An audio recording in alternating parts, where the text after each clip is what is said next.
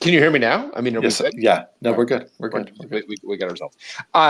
Yeah, it's funny because people were discussing their favorite podcasts on Hacker News over the weekend, and some said that they listened to Oxide Friends, but I'm pretty sure that they're like moving away from Twitter Spaces, and I'm like, no, we just complain about it all the time. But I think it's all right, and that's like a reasonable inference, but we're not moving away from it. We're here. Yeah, I mean, I gotta say, we've been doing this a minute, and I love it. I love the pipeline of like we got to get pipeline. Obviously we get the complaining, but we get the pipeline of Monday nights to eventually YouTube and then eventually podcast. It's great. It's great. No, it is great. And actually getting it out as a podcast has been fun. So that has been it's been great. And we are now especially as we begin to bring this rack to market. And we've got folks that have helped us as partners that are wondering like, hey, like how can we like join in and talk about Oxide? It's like, well, you can join our Twitter space. So we may, dear listeners, we may get a little weird. We may have some folks that some partners join us. We're excited for that. So look for that in the next couple of weeks. I think it's gonna be fun. So we were originally going to talk supply chain with Kate. Kate couldn't make it tonight, so we're going to do that in 2 weeks, which is going to be a lot of fun. But tonight or this afternoon, evening, wherever you are, I have to say, Adam, I am unreasonably excited for this. So good, because I only have like one or two pieces of conventional wisdom, so I'm looking forward to so many. hearing your litany of them. I've got so many. And I don't know. So in particular, so this is a mags.eth, a person that I have followed, and she posed the question of what's a piece of common catchy advice that sounds right, but you think is actually very, very wrong. And I don't think, and she started with follow your passion. We'll leave that one aside.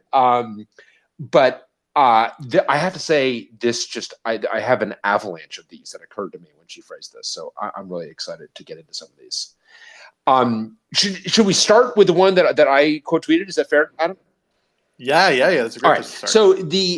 So the one that I started with, and again, I think there are a bunch of these. I've tried to come up with things that like I believed at one time because they sound so plausible. And one that just sounds incredibly plausible is you should dual source everything, which seems reasonable. In fact, I think like I myself believed this up until like not that long ago. I don't even know. But I definitely don't believe this now. I think that this is actually very, very wrong now. And there were plenty of people who are like, what are you talking about? And let me put an asterisk on this with the supply chain crunch that exists out there. People are having to do whatever you need to do to get the things that you need. So I'm not casting judgment on anyone who's seeking second sources for things. But I think that there's this idea that for any component in a system, you should be able to, that you will get your best price if you have an alternate source to go to. And the reason I think that that's wrong is it discounts the relationship that you build with your partners. And what I discovered when we were at a company that believed ardently in dual sourcing absolutely everything is that we were always at the back of everyone's line, that we didn't build it was really hard for us to build really meaningful relationships. Those relationships were strictly transactional, and they were constantly, the way we got things was effectively by threatening them, by saying, if you don't provide this to me, I've got this other vendor and they will provide it to me. And people don't like that. It's just not something that people want to like. That's not something that they actually want to partner with. Yeah, it sets the whole tenor of the relationship as fundamentally adversarial. That's right. Right, like zero sum. I win, you lose, and I also I don't value the thing you produce any more than any other thing. That's right. And I got two other folks, I got a line of other people that can replace you. So. If you don't please me, I'm going to. It's just like it just feels. It ends up being really adversarial. And then when something goes wrong, and you need someone to actually a partner to really help you through a tough situation, they're going to be like, well, why? Yeah, why don't you go to your lower cost Exactly. vendor Right. or whatever, right? If they're so Totally. great or so equivalent. They're so equivalent. If you value your precious equivalent so much.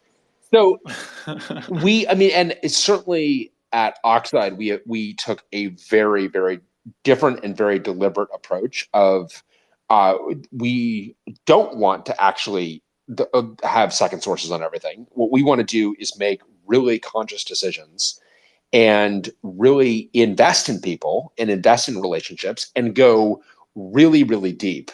And because we want to be, we believe in, and actually, and I don't know, Adam, if you kind of agree with this nomenclature that we have of differentiating between vendors and partners. And a vendor is someone that we don't have a relationship with, who is kind of, and kind of shipping is kind of with shipping, we don't actually have like a real shipping true partner, right? We kind of, we use FedEx and we use UPS and we use Pirate Ship. Have you used Pirate Ship at all, Adam?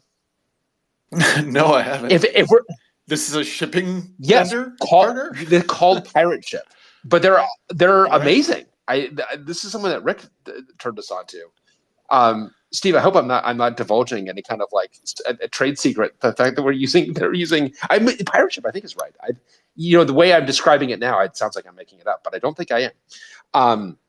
But it really does sound like you're making it up. But it is every time I ship with FedEx and UPS, there's a couple of Oxide folks that are just like, "Why are you not using Pirate Ship?" So no, we do use it, and apparently it gets you a heavy discount on a very commoditized experience. And so that's the closest thing we've actually got to a relationship there. But that's not like that is a transaction for us. We're just trying to ship this thing. It's a transaction. So that we treat as a vendor. But for anything that is a component that we are building out of, we treat that or we want to treat that as a partnership. We want to go deep. And because and there are a bunch of reasons for that. One, and this has served us well in the supply chain crunch, you really do need to be working together with your component providers in a true partnership. To give you a super concrete example of that, our fan provider is Sanyo Denki, and we had like everybody, supply problems with with fan providers. Fans are an absolute mess from a supply chain perspective. All fans. And the problem is not the fans, it's actually some of the components in the fans. And because we got such a good relationship with them, they were willing to hey, let's take this thing apart and maybe we can work together to solve it. So we helped them solve their supply chain problem. I don't know how much you got keyed into this, but Yeah, no, I did. I heard about us acquiring this component and sort of injecting it into their manufacturing process. Again, because of the strength of that relationship, and that's not the kind of thing that they would do for someone who's just looking for the. No, definitely not. And I think, well, yeah, and also to be clear, they want nothing to do with people crawling their BOM. And I don't mean Sanyo Denki in particular. I'm talking about any component manufacturer. The last thing they want is customers crawling their supply chain and being like, "Oh, the lead time is X number of weeks. Like, why? Tell me which one of your sub suppliers is the problem, so I can go beat on their door." And so, first of all, that is just not a path available to most in general, and it was only because I think we built a good trusted relationship with them that they were willing to entertain okay, if you want to try and go second source certain things to help us solve our supply chain problem, we're willing to contemplate that. And obviously the outcome means instead of facing down year plus lead times on things, being able to navigate a tough supply chain situation to be able to get much better availability, certainly punching well above the weight of a startup. Absolutely. And that's been, I think we've seen that up, down, and all around. I just have not, Steve, I don't think we've regretted once. I think we have always felt that the strength of the relationship has bought us more than dual sourcing would have bought us. It feels like it has been the right, but it's still this kind of conventional wisdom to the point that people were definitely disagreeing with it about dual sourcing. So, thinking back to Fishworks, Brian, where we were building the storage product, do you think that hurt us some? Because I feel like we were, and correct me if I'm wrong, had dual source on a bunch of the disk drives we were using. and we had a bunch of problems with the disk drives we were using. And to some degree, the Sun procurement or the Sun supply chain folks, I think, kept us at arm's length from some of these vendors because they didn't want to undermine their ability to apply pricing. For sure. And I mean, it does tell you something about the state of the industry that we've already done an entire Twitter space on the firmware that caused us so much grief on the Seagate Barracuda drives, right? And we should have gone all in Hitachi. Sun should have gone in all in Hitachi. Like, there was night and day difference between the HGST drives and the Seagate drives, even though they're effectively the same price and they're offering but at that time, and indeed, like, that casts a long shadow. That's like for our NVMe drives, it's WD that is providing the NVMe drives, and that's HGST's legacy. That is effectively, HGST, a couple companies down the road, because of the strength of that relationship. And yeah, Adam, I totally agree with you, because we were not getting, I think, we were not getting very good treatment from those folks, certainly from Seagate. And so it didn't really buy us very much in the end to have that be dual sourced. Yeah, and you can see how, like, this happens at bigger companies where procurement takes over, and their MBO or whatever is to get the lowest price, not to build the closest engineering relationship. So as these things get segmented between different organizations, you kind of lose some of that. Lose sight of that. Yeah, and I think you lose sight of some of that shared responsibility, which is also really important to us, where we want, and certainly the way we view the product that we're making is that we take a shared responsibility with our customer success, and we want our partners to have that same sense. And you're not going to get that by trying to play everyone off one another. You're just not. You're going to get that by going deep on folks. And it's amazing also, like, how iconoclastic this view is, apparently. Because when we talk to our partners, they're like, oh my God, it is such a breath of fresh air to hear that. You're like, okay, does everyone just abuse you all the time? It's like, yes, pretty much. I mean, that's so. Well, and then, I don't know, the chaser on that is like, can you imagine needing to maintain dual sources on a lot of these things? I mean, just like, to imagine Intel support in addition to AMD support would be extraordinarily absolutely. And it would... which is to even suggest it would be possible, which it probably isn't. No, it absolutely. And then, like, and just like the Seagate Hitachi thing, where it's like you have problems on one of these things. Like, now what does that mean? Like, are you gonna, like, what you should do is like actually ditch it, but you've got this kind of this kind of false idol of dual sourcing, so you can't do the thing you should do, which is ditch it when one of them doesn't work. So yeah, and then up the stack, folks. I think it inhibits folks from innovating. Because they say, if I have a vendor that's promising me or showing me something differentiated, I can't adopt it unless I find someone else doing something similar, and which is the antithesis of innovation. Totally. So it can limit how organizations adopt new technologies. If they have this obstacle of dual yeah, sourcing. I mean, a concrete example of that is Intel Tofino, right? Which is our switch silicon. We're really excited about Tofino because of it's got first class support for P4. I mean, Barefoot was really the company that was leading the charge on P4. And so it's funny, you talk to Barefoot. This is true when you talk to Intel. It's true when you talk to Samtec, which is I've been a partner up and down for us, but around connectivity. We end up being a breath of fresh air for them because we are doing the thing that they actually want everyone to do. Intel Tofino doesn't want to be just used to get a price break on Broadcom. That's actually not how they want to be used. They were like, hey, we've done this stuff that's really interesting, but can people please build on this innovation? And you end up getting a much stronger relationship by actually doing that. So we're pro. Put rings on fingers, people. That's right. Break the cycle of bigamy. All right, Adam, do you have? Yeah. Okay, I got one, and I don't have a pithy encapsulation of it, but I want you to tell me first if this feels like conventional wisdom before I disagree with it. Okay, and I think and I've heard this from lots of sources, something along the lines of, I could decide what people were doing if I were in charge. Or if I was in charge, I could have the way I want it to be could be the way it is. So let me pause there. Does that sound like conventional wisdom?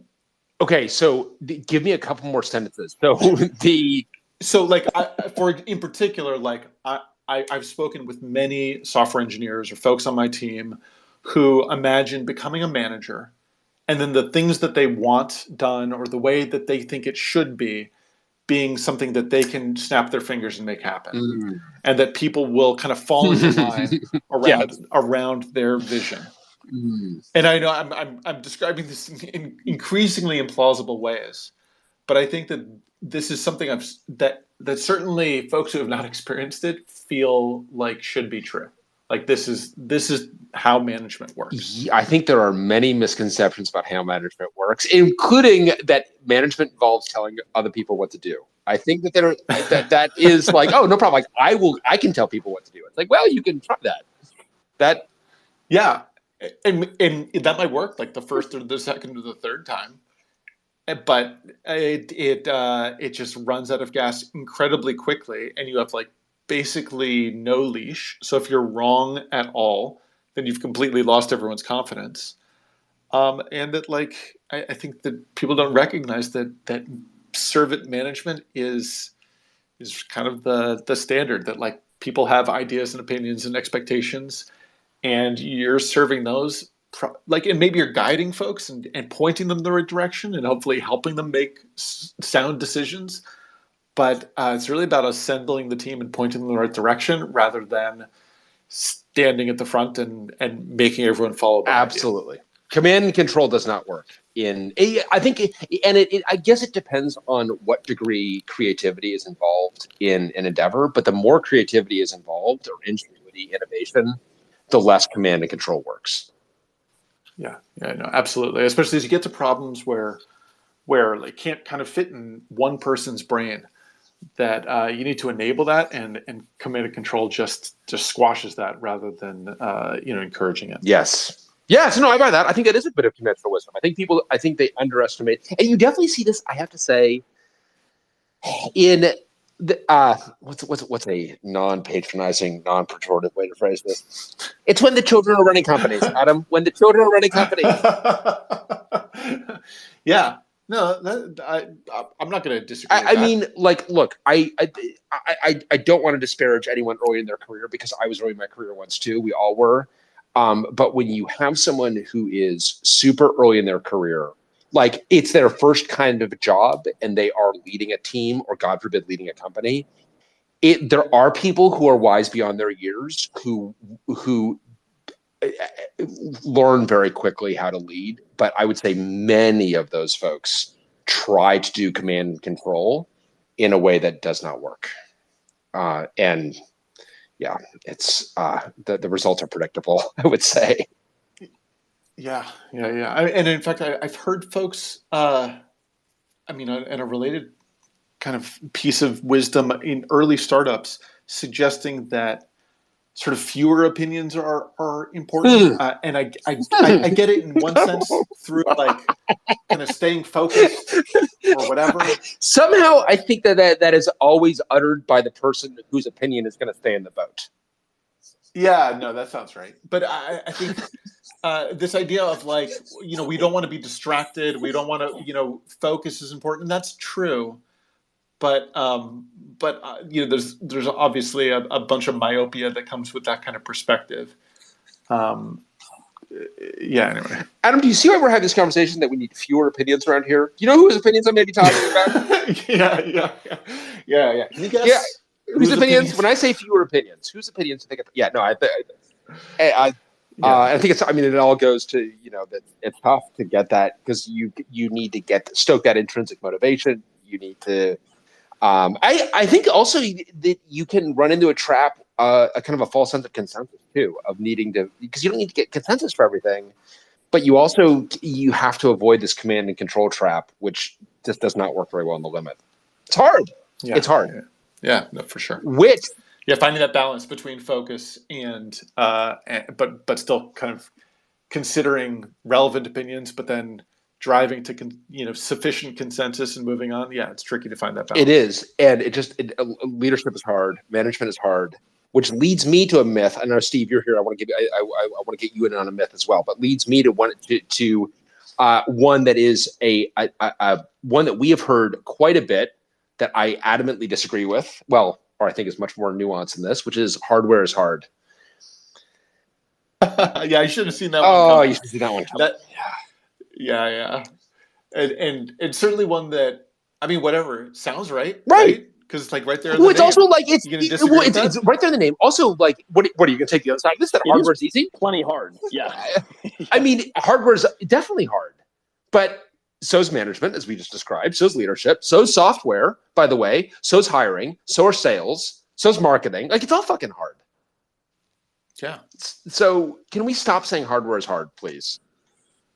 Yeah, it's not especially hard. It's just that it's like anything that's hard. You just need to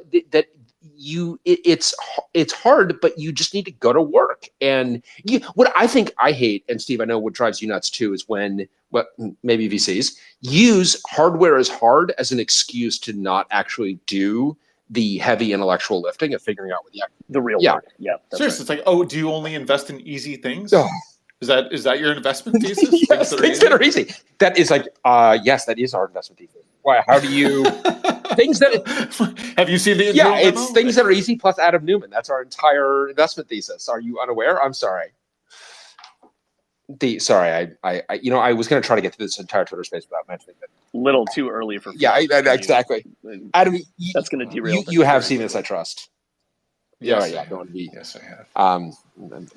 Although I got to it in a weird way, which was through like an Elizabeth Holmes subtweet where I just needed to pull at that thread to figure out. How is that a weird? No, you got at it. Was this Elizabeth Holmes behind the tree rubbing her hands? Yeah. You got it. Oh my God. Dude. Diet Dr. Pepper just came out my nose. That is, I have not seen this tweet. That is absolutely hilarious. Yes. That's the right way to come to it. Absolutely. All right. So hardware's hard. I disagree with that one. Steve, do you have one? Yeah, and these are kind of two of them that are pretty similar, but the one that always kind of bugged me a bit was just the uniform move fast and break. Yeah, and like I think not that that velocity and urgency are not important, but there's an important direction is also important, quality is also important, and. I think, we witnessed this failure mode firsthand when cloud computing company we were at was acquired by a very large global multinational company. And when we got there, they basically gave us the directive of let's go 10x this business in 6 months. And by that, I mean, go build out data centers all over the globe. And our disposition was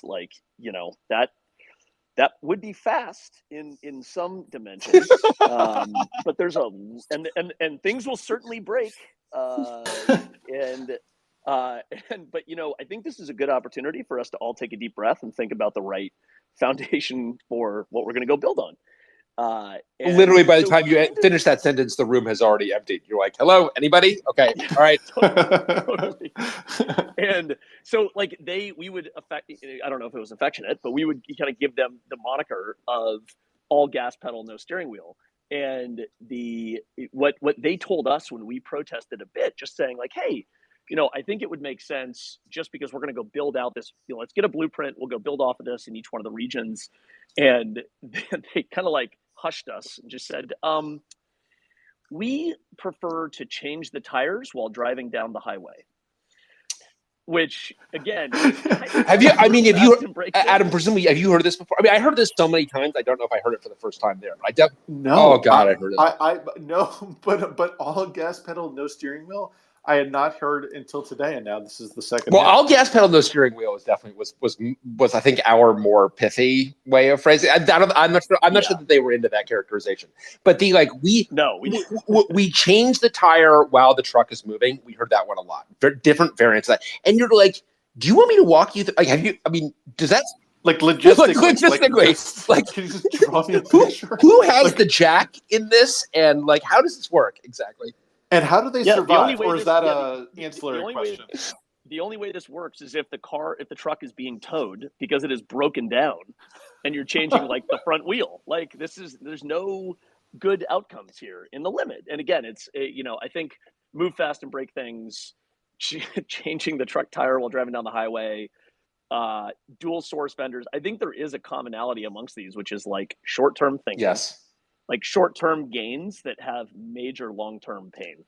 And it is, that one certainly did, because, you know, issues that we had found at small scale, we got to experience at very large scale much faster than anyone should have. And yeah, that one, we learned a lot of lessons in those 3 years. We learned a lot of lessons. We did, and I think, but I think you're right in terms of it is this. I think there's also this kind of velocity theater that it's important that I am perceived as moving quickly, even if it's like, well, what if this is the wrong thing to do? Like, what if you're? And I mean, I think that the part of the problem is that gets like, oh, are you saying that we should analyze every decision in a crippling fashion? It's like, no, I think that's a false dichotomy. Like, can we? I think it's possible to actually move a little bit more deliberately and still move with urgency. This is like the products versus. I mean, this is like the like bugs versus features, Totally, or tech debt versus features kind of false dichotomy of like, yes, I know customers ask for features and they don't necessarily see the tech debt, but you know, there's a healthy balance here, and it's not sort of well, or actually, so Adam, just to pick at that, even that the idea of tech debt. I mean, because when you've got tech debt, it's like, look, we are acknowledging that we made a hasty decision in the past, and now we need to spend the longer amount of time to clean up that hasty decision. It's like, well, what if we actually just made the right decision to begin with? I mean, like, radical idea. It's like, no. We would much rather make the wrong decision quickly and then quickly pay down the tech debt to undo the wrong decision. It's like, okay, all right, I clearly need to up my dosage of crazy pills, and maybe it is my opinion that needs to be thrown out of the boat. So I definitely think that's something that, and again, it's like, I don't think that we want. It's not an excuse for kind of analysis paralysis. Like, we definitely need to actually move with urgency. I also feel like bias for action is another one. I mean, now we're just going through the Uber leadership principles, but I think that's one that you got to be just like super careful with, because it's one of those things that sound like bias for action. Like, yeah, I'm biased for action, but bias for action, Steve, is kind of another variant of what you're saying. It's like, yes, okay, but action is very important, and we do not want to be, again, we don't want to be paralyzed, but boy, it would be nice if we could just take half a beat and just make sure that we're taking the right step forward, and then also acknowledge if we take the wrong step forward, that we can actually back up. I mean, this is something I do like from Amazon, that most decisions are reversible. I do think a lot of decisions are reversible, but some are definitely not. Disagree and commit. Just stop. Okay, I'm really sorry. I should not have even opened that Pandora's box. We are T minus 4 seconds of super pumpedness. Okay, I got another one. So I think actually don't even know which one to pick next. I'm going to go with hire fast, fire fast is one that I think I might have even believed at some point, but I think is absolutely wrong. That's a great one, Brian. I mean, that is a great false common wisdom. That is a aphorism that we hear all the time that is so demonstrably false. And I assume you're saying this because, like, I mean, first of all, go ahead, hire fast if you can, but like, that's fucking hard. And then second, I've never seen anyone fire fast. Never seen anyone fire fast. What? I've never seen anyone fire fast.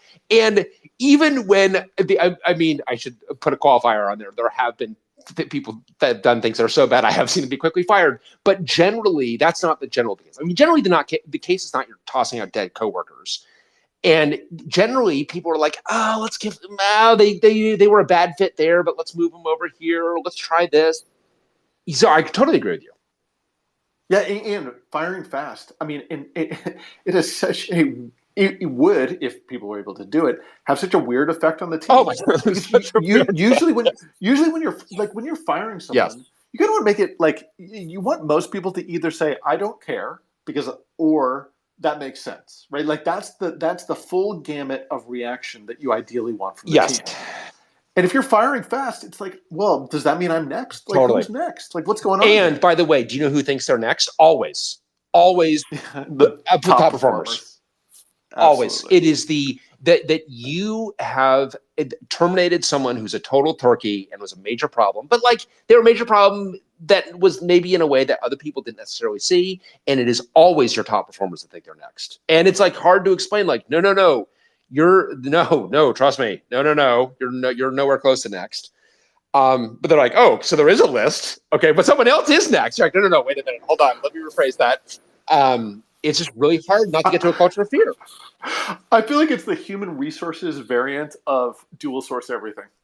Dual source everything, including your own employees. Yes. That's right. Yes.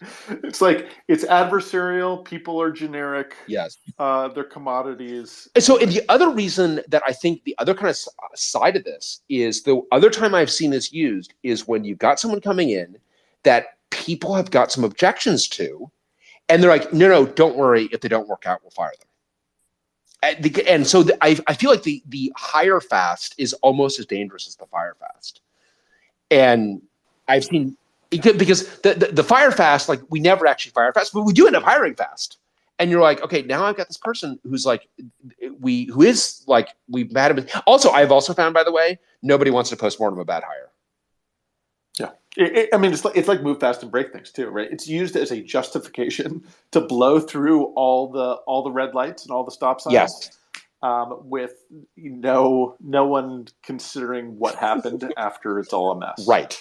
And then like when you finally, especially if you have an employee who needs to be terminated, which is really, drastic, basically, like you can't work here. And especially in some ways, if there's consensus that this person needs to go, by the time you get them out, people are just like, oh God, I just want to move on in my life. Like nobody wants to sit down and be like, okay, just remind me, like, as I recall in our meeting talking about this person, you were strongly advocating that we would fire them quickly. It's like people just want to move on. And so, yeah, I think that one is a hire fast, fire fast. I do not believe in, and I just never want to hear it. So that's a big one for me. That's a very good I one. mean, there is an argument to be made for utilizing the probation period for its intended purpose, which is like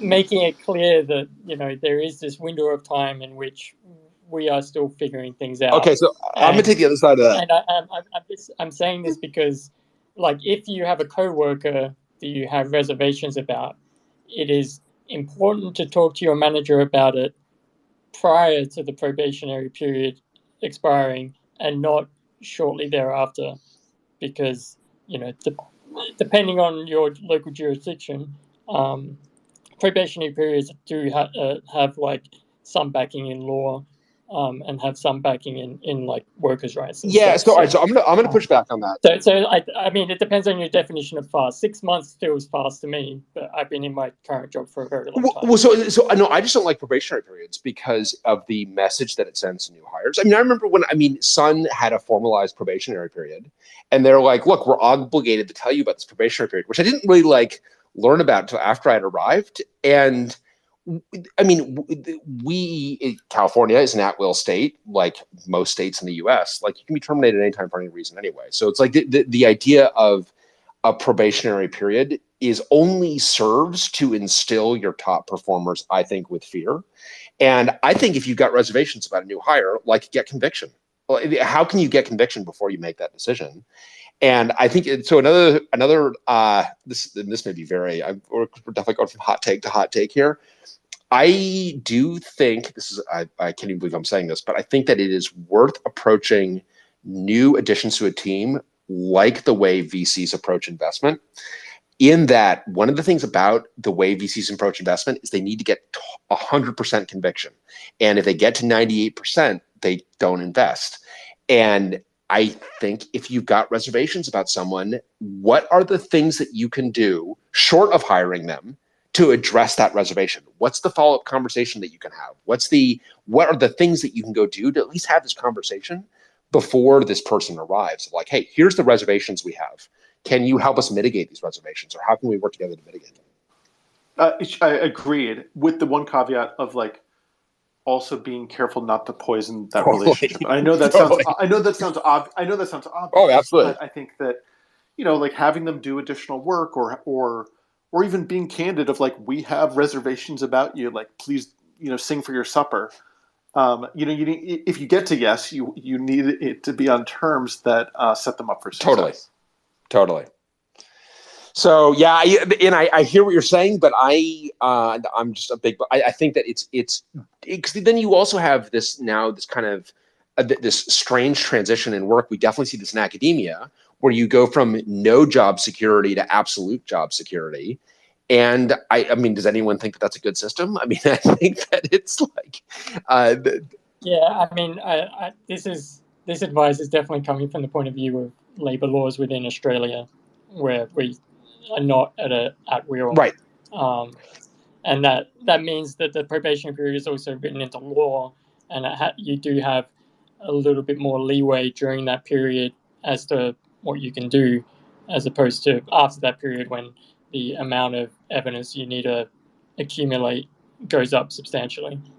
So, I think that may not apply in U.S. labor markets.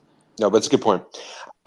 It's certainly your local labor markets definitely vary. This is not legal advice, even though Adam loves to dispense both legal, financial, and tax advice. My understanding. Just to be clear, this is not true. But please continue.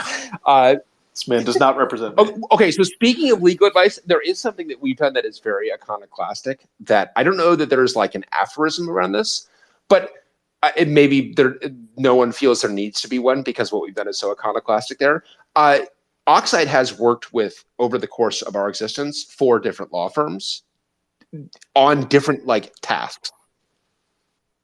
Adam, no, I was like, I of this I was not aware, but on different tasks makes more sense. Yes, so we've got So are you laying this out to then propose that you are debunking this conventional wisdom to at least have 4 law firms? Yeah, I feel the conventional wisdom should be that we should have at least 4 law firms. Minimum 4, I would say. If you don't have but I think that actually when you I do think, and maybe this isn't conventional wisdom, but should be, that when you are engaging, because we make sure that we quad source our advice. Right. Whereas we go because that's right. We want it to be an adversarial relationship. That's right. Dual sourcing, I got major problems with. Quad sourcing, you got my attention. That's interesting. That's the way to do it. No, I feel that because to be clear, on different tasks, not adversarially, but we've engaged different folks, different professionals on different tasks. That I think has been, again, you know what? Maybe this will become conventional wisdom after, but it's not now. Never mind. I'm so sorry. That NDA was not intended for you. Can you just disregard? That's for other law firm. I'm sorry. Did we? Sure. I thought you said we're in an open relationship. We thought you were cool with it. Okay, apparently not. All right, moving right along. I mean, you must have at least 2 if you have any immigration law. Well, we did. That is so. Yeah, no, we've got a lawyer a firm that specializes in immigration. She's terrific, by the way. If you need a recommendation for Jen, we got immigration, labor, venture debt, and general counsel. Those are kind of the 4. But now that I'm saying it, it sounds actually totally bonkers, even then. And not. Patents, which is another place where we often that's on my list. That's a good segue to on my list. To what degree do people accept that startups should not have patents, Adam? 0. Oh, okay. I think that people think that startups should have. Okay, patents. good. Well, that's conventionalism. They definitely shouldn't. That's conventionalism. That definitely qualifies. I mean, right? That is not a Yeah, no, I think that qualifies, and I think investors are maybe laggards in this regard, and see it's like that's the way you protect. That's the way you have and shall and will protect the thing that is valuable about your company. I kind of feel that entrepreneurs are more likely to patent things than investors are to ask about patent portfolio. Interesting. Yeah, that well may be because they're also kind of demonstrating the value of their company. And kind of getting that attaboy from the U.S. Patent Office. Yes, they are seeking validation from the U.S. Patent Office, and investors don't actually care about that validation. And then what you're actually getting out of it is is questionable, to say the least. So yeah, I think that is definitely something that sounds good that I disagree with. Patenting your idea is generally not a good idea, actually, I think. Yeah, I mean, so we have 0 patent applications. Is that right for Oxide? I think we've got 0. Yeah, I think that's right. Yeah, it's a pretty low number. A pretty low number. Yeah, and or at least, how about even if it isn't the right thing to do, it certainly doesn't afford you a lot of protections that you might think otherwise, or rather, if you're going to pursue some patent, you really got to think through why you're doing that. Yes. Right, like is it to get because the plaque on the wall obviously means extremely little. When it comes to defending your IP against some megalocorp, well, you've already lost because you're not gonna put your Series C directly to the lawyers. Like you're not gonna give them $30 million or whatever. So just like that's not the reason. So why are you doing it? Why are you doing it? That's actually a very good. So that's a good way of thinking about it. Why do you feel you need to patent this? What does that mean? Because it doesn't actually increase the value of your company. No. And that's I think that, and you can argue to the degree that it did at one point, but lots of things have changed, not least that with the John Roberts Court has really changed a lot of patent law. And we're a long way from where we were 10, 15, 20 years ago. Yeah, no, right on. I think that's a great one. I got another one for you. Measure everything. That's a good one. That's some great conventional wisdom. You hear it a lot. And it has that sort of, TED Talk ring of truth. Totally has the TED Talk, Malcolm Gladwell-esque. Next slide. Yeah, exactly. Yes. And right, next slide. I will take no questions on this slide. That's right. Okay, but you obviously agree with me, Adam, that it doesn't actually make sense. I'm sort of like one of my favorite things that I learned, maybe you want to debunk this common wisdom, but is you get what you measure. So that's my only, I love that concept of like the notion of measurement actually affects one's behavior. Right. Which I really staunchly believe in, so you can try to disabuse me of that one. But measure everything does sort of sound good and have outcomes that are that kind of suck, right? And that collide with you get what you measure, because if you start measuring everything, then people start optimizing for things that are very strange. That's exactly it. And I just to be clear, I do not believe in measure nothing, right? I mean, that's like, I want to be totally clear but I think and I think actually, Adam, you're phrasing it very concisely, because people will change their behavior based on what you measure. And that is all the more reason to be really, really selective about what you measure. Like when you measure something in an organization, it's extraordinarily powerful, and you've got to use that power really wisely. And if you start measuring things that you don't want people to optimize for, you run the risk of people optimizing for them anyway. And that can be number of commits. Oh my God. No, absolutely no. You're right. I mean, it's number of commits. If you want to measure based on number of tickets, if you want to measure based on days in the office, if you want to, I mean, when you start to measure, especially these things that are ultimately human behavior, creativity, and so on, things get really gnarly really quickly. So this isn't measure everything, but I don't remember this, but in the early days of Open Solaris, they obviously had some measurement goal of how many licenses for Open Solaris, the distro, had gone out. So I don't know if you remember this, but what they decided was that each download allowed the person to put it on 10 different systems. There you go. So they just took the number of downloads and multiplied by 10. Done and done. Their MBO. That's right. Okay, so you mentioned MBOs. So MBO, management by objective, OKR, objectives and key results. I think that these are things that also sound really good, that are slippery. You got to be careful. Like, goals are good, and it's really good to have goals, but you need to be careful when you start to overly quantify this stuff, because that's right. So this is going to take us way off topic, but it just reminded me of said former employer who mandated that employees could take no longer than 15-minute breaks, and like a digital LED would start when one person left their cubicle. And so the thing that when we were there in person at this very large headquarters took note of is, because one of our colleagues who was traveling with us was a smoker, is that they had set the area in which you could smoke about a 7.5-minute dead sprint away from the office buildings. Problem solved. And so the folks in the office that were smokers had to literally run like a 7.5-minute mile to just hammer a heater and then run a 7.5-minute mile back. Or just like eat cigarettes at their desk. Why can't they just do that? I mean, that's right. And so yeah, that was measuring everything. Yeah, you need to be awful. And it lowered their insurance bill. There you go. Right. All right. I've got another one that is obviously something that we don't believe in at Oxide, but is one that's out there. Deep stealth. This is don't tell anyone what you're doing until you're ready to make a big That's splash. Right. Yeah. Is this common though now?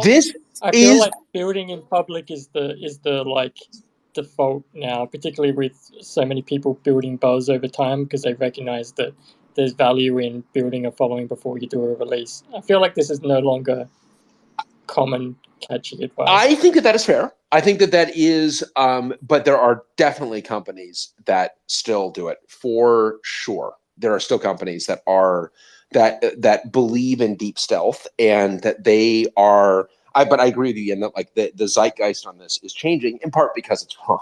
I mean, this is not a deep thought. Well, I actually think it may be more pervasive still, Ian, than you're suggesting, and I think that we're going to get the confirmation bias, or because like the folks that are making noise we notice, and the folks that are adhering to deep stealth we don't.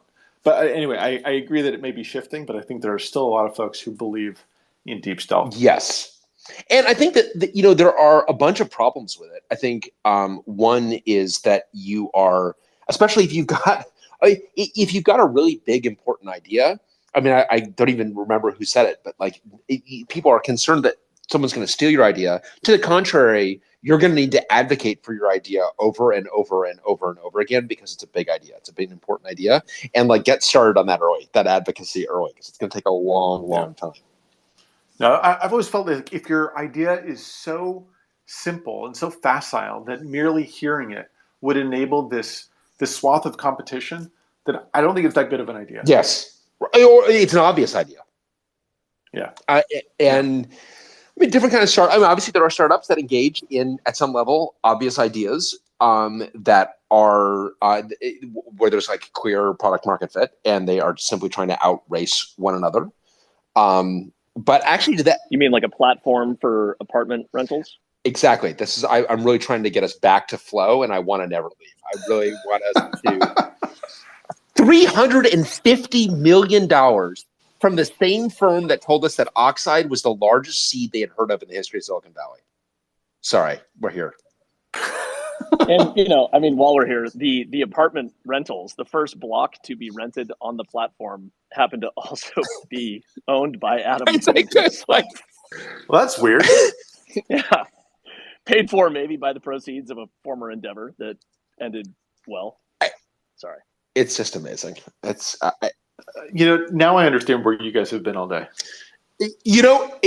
Not like 2 hours ago, maybe it was more like 3 hours ago, when Steve was shaming me for listening to a VC podcast over the weekend. And meanwhile, he was just like mainlining flows, the flow investment. So yeah, no, I think Steve has officially relapsed. It is, what is actually frustrating from the same VC firm that's talking about let's build, I mean, I think it is frustrating when you've got, and, I actually really, I have to say, I admire, we had Seth and Ian on a couple weeks ago, and watching a bunch of the hard tech VCs. VCs generally don't criticize one another's investments, but that's not true today. And I actually admired the fact there are a couple of hard tech VCs that were calling A16Z out for this. Steve, I think you were describing this as like this would fail as a Silicon Valley plotline, that the You would fire the writers. The writers would be like, "Sorry guys, you've taken it way too like far. that's This is ridiculous. Even for satire, this is this is too much. Exactly. Satire has to be believable at some level.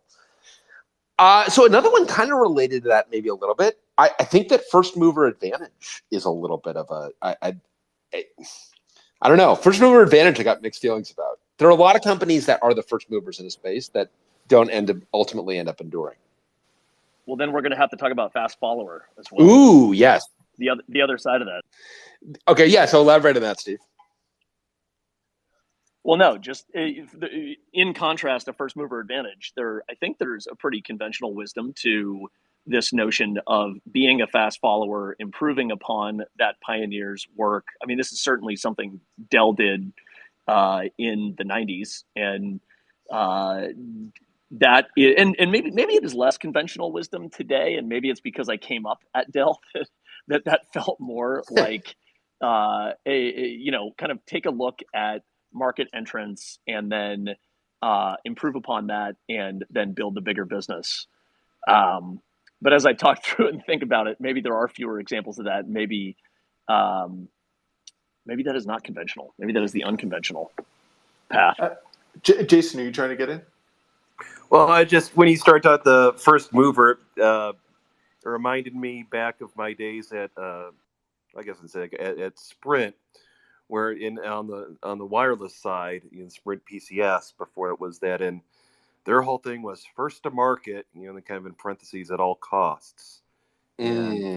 Yeah, at all costs. Do we mean at all costs on that placard? Well, I mean, like for example, I think like when 3G, was the big hype. They made the first 3G phone call, which was like between like some test things. As I'm there, I'm young, but even there, I'm like, to me at least, it seemed like first to good enough is probably better than just first to market, because no one really cares. I mean, like even in their press releases, like in the 2000s, you would see, they'd always put in, Sprint was the first all fiber optic long distance network. And it's like the 2000s, who cares?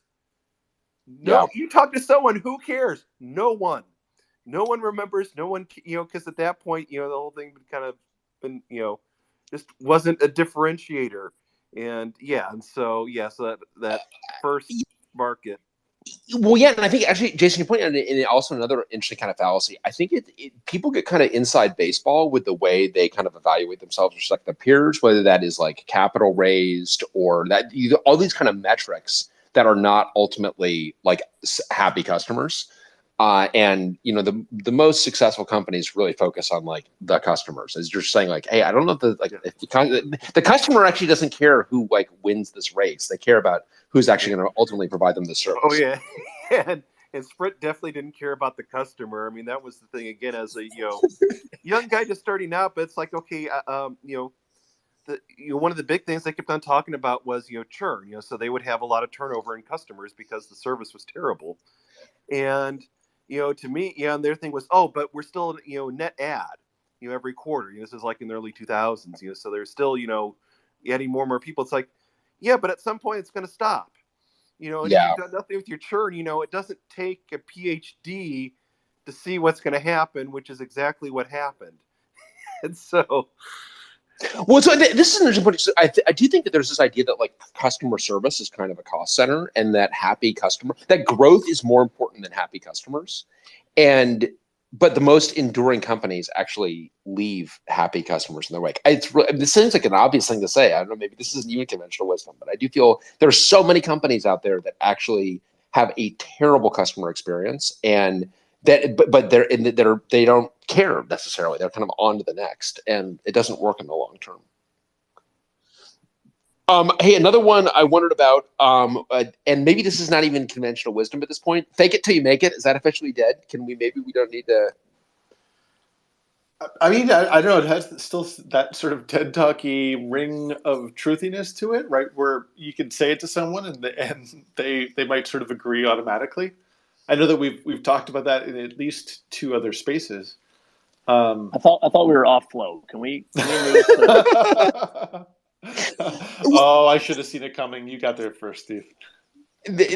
Well, and I think that, but I also think that this social media has made the fake it part of it a little bit has made it worse, right? I mean, you have the kind of the Ryan Breslows of the world, who are kind of allowed to say whatever they want on social media, and they portray this picture of a company that, and with, as we know, with private companies, I mean, you can say what you want, and people, in fact, they do say what they want, and they create this mythos of success in order to try to create success. And so I think people do still believe it, unfortunately, and it really does not work. I don't think, not in the long term. Yeah, I mean, you better make it quick. Yeah, seriously, the build the flip if you're going to fake it till you make it. Seriously. I got one more in this sort of zeitgeist of VCs. One thing I've heard from a bunch of VCs is like, hire smart people and figure it out from first principles.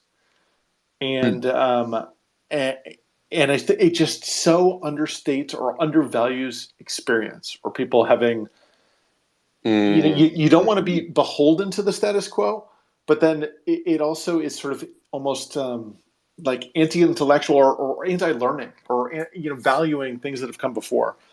There's a balance here, and I think it's just another pithy way of describing something in a way that's way too simple, where first principles aren't going to serve you well. I think you're right, and I think this idea that like you should be in a startup as like your first job in your career. You should start. If you want to start a company, you should start a company when you're 23. It's like, actually, if you want to start a company, you should seriously consider getting a lot of experience in a particular domain that's interesting to you, and then go start a company. I think it's a bit of a fallacy that you can't. I mean, so I actually think, and I don't know to what degree it's conventionalism or not, but the fact that you can't start a company if you have a family, for example, if you have kids. I mean, I feel that and Steve, you and I have joked that, if we were running a VC fund, like the thesis would be people with kids, because I think that you get so much wisdom when you get that much deeper in your career, that there's so many mistakes that you don't make. And it just goes to your earlier move fast and break things. But there's so many mistakes that you don't make only because you've already made them. I mean, I think there are so many mistakes that we there's so many mistakes that I have to apparently make on my own, that I have not been able to learn the easy way on so many things. That's hard to learn them the easy way. I don't know. Like, it feels like you really learn them the hard way, and they're indelible lessons. Okay, so I do think that this gets to another one that I have, which is around listening to advice, which is kind of ironic because we've more or less been dispensing advice this whole hour. But I do feel that you have to be very careful when you listen to advice from something that worked, or from someone who, in other words, when success teaches you nothing, I feel. And it is certainly, and God, back in the day, we had a board member who was at Cisco until like mid 2000, like left Cisco before things busted out. And I swear in his mind, the reason Cisco lost whatever 90% of its value was because he had left Cisco. I mean, he just had this idea that like, I created the .com boom, and when I departed Cisco, everything fell apart. And even though like that is obviously false, that's a narrative that was very clearly deep in his head. And I feel that like when people succeed, they attribute it to all sorts of random ass things, and it just doesn't. They're not required to be very introspective. And I think people take advice then from people that have putatively succeeded. It's like, no, like that advice you're taking, it has nothing to do, like that company was successful, but it had nothing to do with why this person thought they were successful. And but I mean, when I was describing this to someone, this is years ago, and they pointed me at cargo cults, it all kind of clicked into place, where, you have these folks who watch a thing happen, don't necessarily understand why it happened, but are happy to attribute it to whatever it was they thought was important, independent of where they joined in the journey and the relevance of the thing that they are happy to attribute it to. But I agree. So it is very challenging to discern indelible lessons from success, and as opposed to failure, as you've alluded to. It's much easier to discern lessons from failure. Because you have to. I mean, you have to be like, what the fuck just happened? Like, I thought that we were, and I feel you have to take it apart. And I also feel like you have this when you've got companies. I mean, certainly, Steve, God, you've seen this on the go-to-market side so many times, where where growing a sales organization quickly worked because a product had product market fit. Growing that sales organization did not create that product market fit. And, you can end up conflating correlation with causation.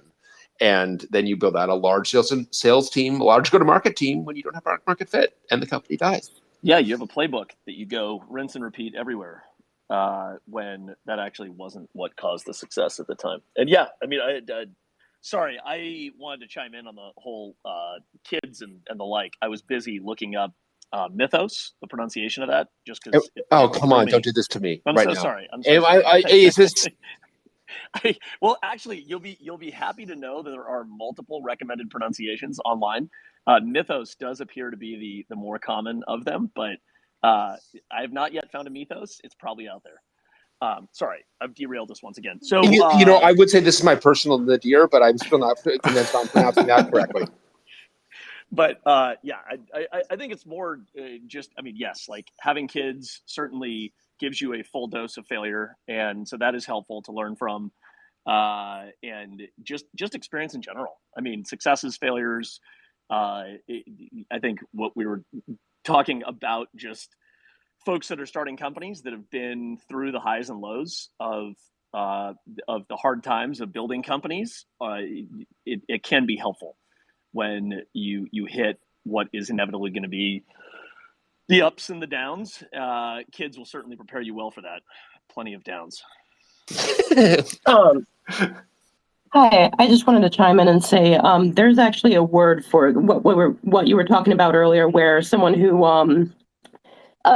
has had success and they speak to that success, and it may or may not actually be related to what they did. There's a term for that, and it's called survivorship bias.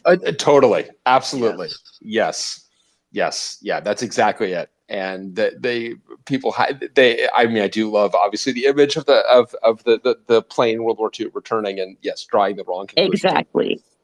Totally. The list of cognitive biases page on Wikipedia is a very good rabbit hole to fall down if you haven't already. Yeah, I'm going to go follow down that hole right now. I know a couple other folks joined us. Do you want to give us your, do you have ones in mind of things that sound good but are actually, I like this kind of like this TED Talk way of phrasing this, Adam. I in part because you're throwing TED Talk under the bus. Yeah, well, that's how I feel. I got so trolled by Gladwell on this return to work thing, I got to say. I didn't see it. No. Oh, God. I mean, Gladwell already drives me nuts because he says things that sound plausible, but as you can take them apart, it's like, it turns out that's actually not true. But it sounds good, but it's actually not true. But he just had this thing about how people are acting irresponsibly by not returning back to the physical office, and that leaders were acting irresponsibly by not forcing them back to the office. And it's like, are you kidding me? That's so weird. It was very weird. It was anyway. But yeah, you got me on. So yeah. Anyway, sorry. A couple other folks have joined. You want to give us your thoughts? Gladwell. So I've done that now. Do you feel better? Yeah. Did you shout while muted? That can be very productive. There's another op-ed he wrote earlier about how good it is to not work in an office. It's like, right, I know. It's fine. I know. Well. There you go. That's it. Well, yeah. Can we get back to a less aggravating topic like flow? So BCH, you joined us. Oh, sure. Actually, sort of back to what you're characterizing as people with children, but more along the lines of you have to go to battle to become battle hardened. So whether you say that's with children or whatever, but and I came to that, someone impressed that upon me actually with version control. I was working on a project that was still on CVS, and they were hemming and hawing whether or not to go to Mercurial or Git or whatever. And a lot of people, of course, like to crap on CVS for reasons. But the other thing is that it's a known entity, and you stuck with it. And the leader's point was that you don't become battle hardened without going to battle. CVS has been there. We're not in a race to get off of it. We'll do it, but it's not that bad. So, and I extrapolate the battle hardening and battle to other places now, not necessarily in support of CVS, just for the record. I believe that the Gen Zers describe this as Lindy. I believe this would make CVS Lindy if I think we're using that properly. But you know what? Probably not. No. Blank look. I can't help you out. You're on your own. I mean, sorry to let you drop on the floor on that stage dive, but I can't even break your fall. Right. It turns out like it was an empty. It was just an empty. Totally empty stage. Exactly. And I really need medical attention right now. No, the Lindy Effect, also known as Lindy's Law, does exist. It's become very trendy to say basically I feel like the existence of something tells you something about its future longevity, to the point of CVS. The fact that CVS has existed so long tells you that it will continue to exist. It feels like, though, the Lindy Effect is something Malcolm Gladwell would like to talk to you about. Oh, God. Okay, hoisted by my own petard. Fine. Yeah, that's fine. Moving right along. It's exactly the kind of thing that, like, he would love to talk about it at length, and also there'll be, like, 100 counterexamples that curiously didn't make it into the text. Like, I didn't. No, you're right. The pigs are walking on their hind feet, Josh. I'm embarrassed for myself. So thank you very much for keeping us grounded. Exactly. That's why I'm here. That's right. That's okay. I think I got one more on my list. We're definitely getting through it all here. One blitzscaling. I hate this term. Yeah, and this is Reid Hoffman's term, right? Reid Hoffman's term. Yeah. Yeah. I mean, I don't know. I mean, I kind of get what they're getting at, but this idea is that the way you build a company is by building a company. Like you're trying to basically build the company as fast as possible, and I think that makes sense. I don't know. I try to qualify it.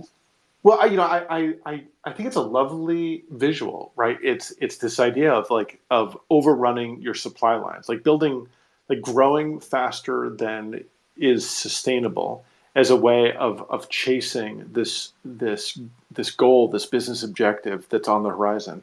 I think the irony is you still hear this in lots of places, but Greylock, where Reid I think pioneered this, has definitely moved away from it and recognized the problems with it. I would love a book on companies associated with philosophies that have moved away from that exact philosophy but are still associated with it. Like Agile? Like Zappos and Holacracy? Yeah. Did you get trolled by this over the weekend? I'm so sorry. I saw you getting trolled by it, but I had too many obligations to get trolled myself. I'm sorry. I so admire you seeing me drowning and breathing in water and simply walking on and that is saving yourself. Right. Blocked for 24 hours. I wish all I need is that button. Exactly. Averting your child's eyes as I just slowly drift under the waves, breathing in Holacracy. What's wrong with that man, Daddy? Nothing. Move on. Nothing. But that looks like, don't we know him? We do not know. No. You've never seen him before in your life. Keep going. Oh my God. It's like stack ranking is one of those things. Oh, stack ranking is another good one. That's a good one. The idea that there are simply people that you always must fire. Well, and stack. Oh, okay. Then you're getting into a good one. This is going to get Steve's dander up, and Adam probably yours too. The idea that we are like a sports team. We're not a family. We're a sports team. I thought we were a rock band. Well, no, we're a rock band at Oxnard, Josh. But that's Josh. That's we say that on the Inside Voice. We actually don't tell everyone else that we're a rock band. No. But if you this idea, this is like Brian, what's his name at Coinbase? Why am I blanking on the Coinbase guy? They're big on this, where God, I guess I'm half a step away from no politics at work, which is another myth. But the mission focused guy, there's this idea that we are a sports team, and I feel that this. Don't you feel like people talking about this? Adam, this is not trolling you the way it trolls me. Talk more about how it trolls you. I feel some trolling coming on. Okay, exactly. I can feel a troll coming on. No, this idea that we are going to act as if we are a sports team. Netflix did this. This kind of goes into this fire fast idea that we are this kind of creme de la creme sports team, professional sports team. And I just feel like it drives me nuts because it's people who don't know anything about professional sports in a lot of ways. We're working within the salary cap rules, and we're gonna we're gonna trade with other teams in the same league that we're in. Right, exactly. And they're all, I think people are very, they kind of pick and choose from that analogy. But Josh, your stack ranking one is, and I think stack ranking is something of a manifestation of this. And it feels like, I don't know, this feels like a good idea. Like, I'm going to rank my team. I mean, why would I not like rank my team from like 1 to whatever, N? And then I'm going to push the bottom 10% into the bay. So I think that it's like, no, I'm not going to push the bottom 10% of the bay. But I think then once you rank them all, you're like, oh, wait a minute, why wouldn't I push the bottom 10% into the bay? I think it's like the very act, it's like, wait a minute, yeah, actually, why do I have these folks? I did the rankings. You guys are literally last in the list. That's not good. That's not good. Exactly. And I think Josh, this is a very good point too about like I think companies have moved away from this, but this whole idea of taking you're going to take your bottom performers and remove them, which is rank and yank, is what it was called at Intel. The idea that you can even measure performance is this echo of like the worst kind of Taylorism, which is another thing that I feel like people have been into and then less into over time, perhaps. Management science as a specific discipline, like yes, and I think that Taylorism has very little applicability to creative endeavors. Is part of the problem with have you read the Josh? Have you read the Sloan book on that? On it's like Frederick Winslow Taylor. I think in The One Best Thing, The One Best Way. What is it? It's really interesting. Do you know anything about Taylor, Adam? No. Okay, so this guy was he was a stand-up fella. Josh really looks up to him. This is kind of back in the day. I want to say that he lives at kind of the turn of the century, so late 19th, early 20th century, and he was big in manufacturing. I'm going to go measure how long it takes to do everything, and then it's like, okay, I have measured. It takes 8 seconds to take the cog from this stack and put it to this stack. So I take 8 seconds, I kind of divide 60 seconds by 8, and then I kind of basically I'm going to multiply this out, and here are how many hundreds you should do in a day. And I think you can argue. I don't know why, Josh. I'm taking the side of Frederick Winslow Taylor. Go on. Exactly. But I think that you can argue that he's coming along at a time when we are moving from kind of a craft economy to an industrial economy. And some of these measurements made sense, but it's definitely arguably taken to an extreme in even this kind of rote work, but then definitely taken to an extreme when you get into any kind of creative endeavor where it does not make sense to measure the amount of time it takes. I'm going to measure the amount of time it takes to fix a bug, and then I'm going to multiply it through, and there you go. That's how many bugs you should fix a day. It's like, yeah, it's not going to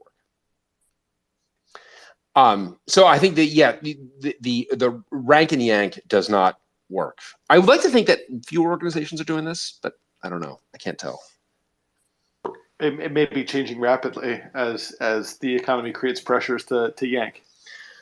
Yes. Oh God, the whole the Zuck Google thing of their problem is employee laziness. Did you see that? I did see that. I wasn't so distracted to not be trolled by that. I mean, come on. I mean, if they would just move the widget from bin A to bin B in 7 seconds instead of 8, then I think we'd all be happier. I also feel like that I may talk to more Meta employees than Zuck does. It's like morale is not high at your company, by the way. I mean, you have a morale problem, and the way this is maybe not the way to solve this morale problem. When the post was written from his hoverboard in Lake Tahoe. Is that true? Could we not fire our way out of this morale problem? There you go. Keep firing. keep firing. Absolutely. Well, they did hire 41,000 people over the last 3 years or some outrageous number, which is that's a lot of people that's okay. Yeah. Who made that decision? and I don't think it's your employees that made that decision. Drew, I'm gonna take a moment to make a point at the worst possible time after the talk about Zuck, but there's been talk of like a tech downturn coming and surviving the 2001 crash and all that. And it had me thinking about what is different. And I think one of the things that is different that relates back to the fake it till you make it and to the deep stealth is that we've sort of like left an era where we were pretty sure what we were doing wasn't totally legal, but we were just going to digitize someone else's business and let them sue us later.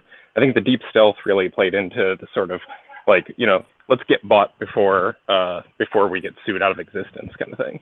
I'm curious what other people who lived through the 80s and 90s think about that. Let's get bought before we get caught. Exactly.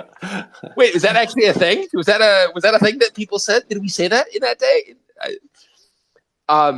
Yeah, that's interesting. I don't know that to what degree. I mean, so okay, let me ask you this: do you think that companies were shadier in 2000 than they were in 2021? For the most part, yes. I think we have sort of concentration of evil in of some very large companies, but I think the first or maybe it's the last 90% of the distribution was pretty much fake companies in the 90s. This is a really interesting premise, right? Because how many companies recently have been started, like in the last 5 years, where the whole business model is essentially like violating the law as hard as you can, like moving into new markets to expressly ignore existing regulation. I mean, Airbnb, Uber, all of these businesses that are effectively attempting to shirk, if not labor law, then many other laws as fast as they can until they can. I don't know what the second step is, but certainly the first step was not super legitimate. Josh, did the makers in the 90s? It was just that we didn't know what we were going to do to make any money. Like, so I think it obviously depends on one's experience. And I worked for a company that was basically not shady. Broadly, I mean, Sun had other problems, but was not shady in the late 90s or 2000s. I think there's no comparison. I think that it is. We are. Oh, did Drew drop? Drew may have left. I think companies are way shadier now. But maybe I mean, the whole Web3 thing. We've got a whole sector that's built on, right? Yeah, no, right. I mean, and I think back then you had more sort of manipulation of numbers. This is arbitrary, and kind of fabrication. But now you have Web3 and lots of crypto shenanigans. But you also have more explicit monetization of people's privacy or of people's data and people's telemetry. That feels like shadier in ways that are much more exploitative. Yeah. I mean, Ring was bought by Amazon, right? But they were a company to begin with. And their whole thing was let's create the machine from Batman or something that shouldn't exist. The one with the cameras pointed at literally everything. Josh, do you own a Roomba? About the vacuum cleaner thing? No, of course not. Good Lord. Why would I allow the robots into the house? Exactly. I mean, it seems like it's asking for trouble. It can move around on its own, Brian. There's no Amazon connected firmware allowed in your house. I think it is just hilarious that they've bought the vacuum cleaner company because it can map people's houses. I think that's, but also completely on brand.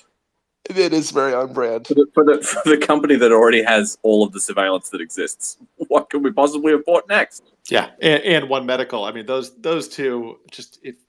As a previous customer of One Medical and a current Roomba owner, I'm starting to look at the Roomba a little more shiftily as it delivers my medication. Out the front door, we can see inside because of vacuum cleaners, and then we can see all of the internal scans that we've taken. I inferred that Drew was dropped by Spaces. Drew, I'm sorry for catching this on the recording. He is no longer here. Has replied to the tweet saying "fake it until you make it:" exactly what Spaces is doing. So we do apologize. Yeah, sorry, Drew. And maybe on that note, I don't know, are there others that I think this has been a pretty good roundup, I feel, of yeah, way to bring the list, Brian. That was great.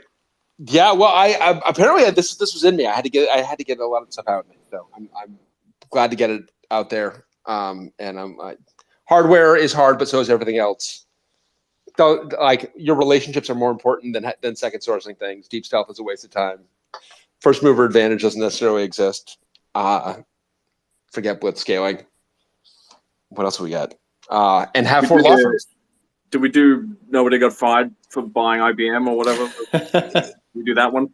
I mean, not do that one, but maybe that's a good one to close on. Yeah, no one got fired for buying IBM. I feel that the current the example of that is probably no one got fired for spinning up on the public cloud, I think, right? And especially if you're going to go cloud, it's like AWS. It's like, why would you do anything else? The comments are interminable and insufferable. Like, you know. Yes. But I'm not sure how much that's a myth. I mean, I do feel that, like, people don't generally get. I mean, they when you make safe choices, it doesn't feel like it's risky. So that probably does feel like a safe choice at the moment. But all right. Well, this has been fun. Adam, Steve, Josh, others. Thanks for joining us with your contributions. We are going to have a good week. So next week we are talking about, we're going to have Eric and Tom and a bunch of the engineers here to talk about bringing up the cable backplane at Oxide and talking signal integrity. So this is going to be a great one. I'm really looking forward to it. It's going to be awesome. It's going to be awesome, and we are going to go to the analog that exists beneath. This is the truly scary part of the system, is that these systems are not actually digital. Digital's a lie. We're going to get into the lie of digital, talking about the high-speed backplane, which is going to be a lot of fun.